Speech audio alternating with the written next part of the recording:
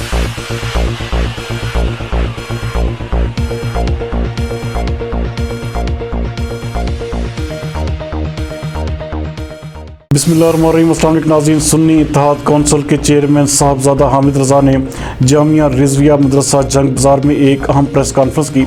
इस हवाले से देखते हैं गुलाम दस्तगीर हैदर की ये रिपोर्ट। हमारा उनके साथ कोई ताल्लुक नहीं है।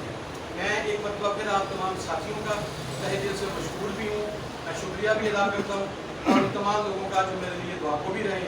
अब अगर किसी भाई का कुछ सवाल हो। अच्छा हामिद साहब, सुप्रीम कोर्ट ने ये रिमार्क्स दिए हैं कि तमाम छोटी बड़ी जो मार्केट्स हैं इनको खोला जाए हफ्ते और इतवार वाले दिन भी।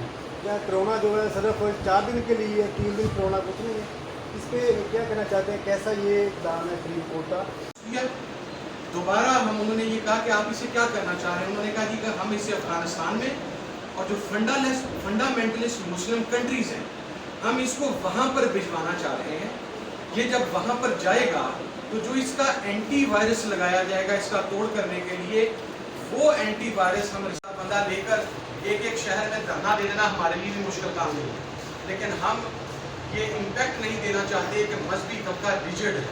और जब मैं मजहबी तबके की बात करता हूँ तो मैं उन लोगों की बात करता हूँ जो माकूल मुतदिल मजहबी लोग हैं, जो लॉजिकल बात करते हैं। मैं उन मजहबी लोगों की बात नहीं कर रहा जो हर हुकूमत के दरबार के मुलाजिम होते हैं और वहाँ पर जाकर अपनी मर्जी से अपने मसलक की अप्रूवल के बगैर वहाँ पर हुकूमती SOPs को ओके करके आ जाते हैं।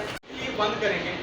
4 दिन के खुलने से कौन सा मंडे ट्यूसडे वेडनेसडे थर्सडे 4 दिन जो है ये कोरोना ने इनके कान में आगाह किया है कि इन 4 दिन में हम हिट नहीं करते और हम सिर्फ फ्राइडे सैटरडे संडे को हिट करते हैं।